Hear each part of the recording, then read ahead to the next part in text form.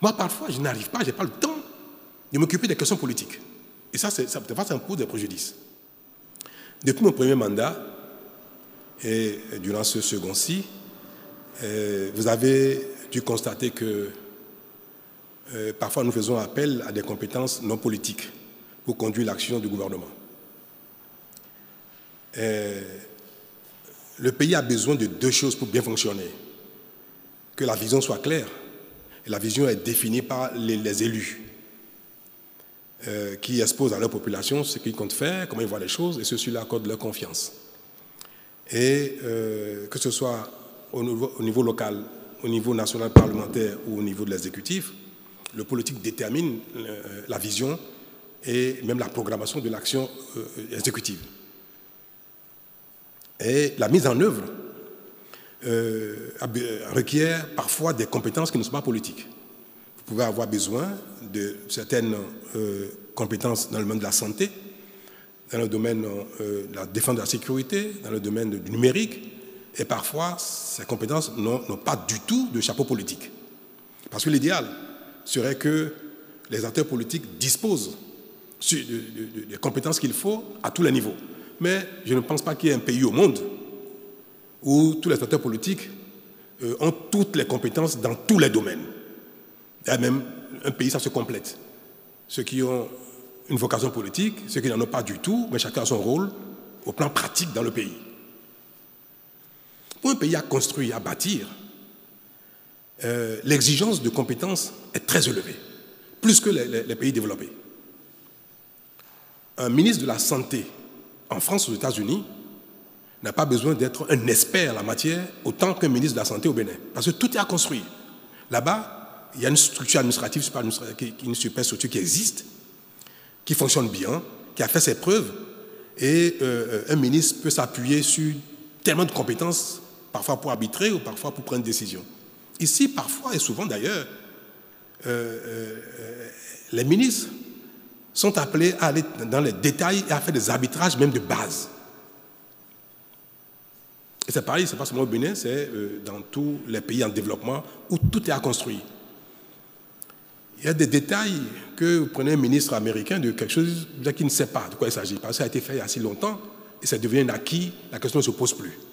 C'est pareil dans le domaine de l'électricité. Quels sont les choix technologiques qu'il faut faire en matière d'énergie? Et parfois, un ministre est amené à arbitrer. S'il n'est pas un expert, il peut se planter. Donc, nous avons besoin que les politiques qui sont doublées de casquettes techniques ou pas doublées de casquettes techniques puissent conduire l'action gouvernementale, les exécutifs, avec ceux qui ont des compétences, mais qui n'ont pas le chapeau politique. Et c'est bien pour ça qu'il y a eu quelques frustrations depuis ces deux mandats qui sont en cours, parce qu'il y a des fonctions qui ont été confiées à des gens qui n'ont pas du tout de chapeau politique. Alors que ce n'est pas eux qui ont œuvré à conquérir le pouvoir. Ce n'est pas eux qui répondent devant l'opinion. Donc quelqu'un met en œuvre une stratégie sans avoir le devoir de reddition de compte devant le peuple. Alors, j'ai toujours pensé qu'il faut qu'on trouve un moyen de compenser un peu cela.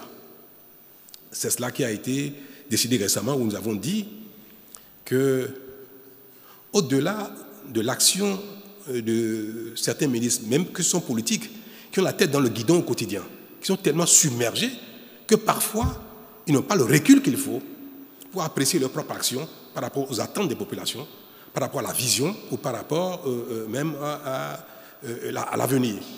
Donc il serait bien que les ministres soient doublés de personnalités, de compétences, mais ayant un chapeau politique.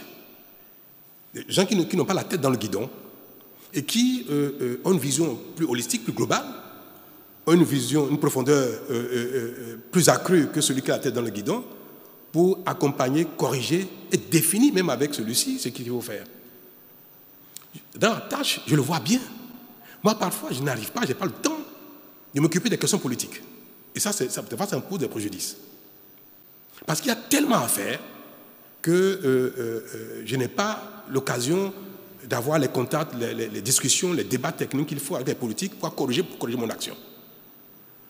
Il est impératif que ceux qui ont la tête dans le guidon aient aussi à leur côté des conseillers, à leur côté des gens qui portent la vision, qui connaissent les réalités du terrain, qui peuvent apporter les recommandations qu'il faut, relayer à ceux-ci ce qui est plus pertinent pour ajuster les choix et même faire le suivi de l'action gouvernementale sans avoir la tête dans le guidon.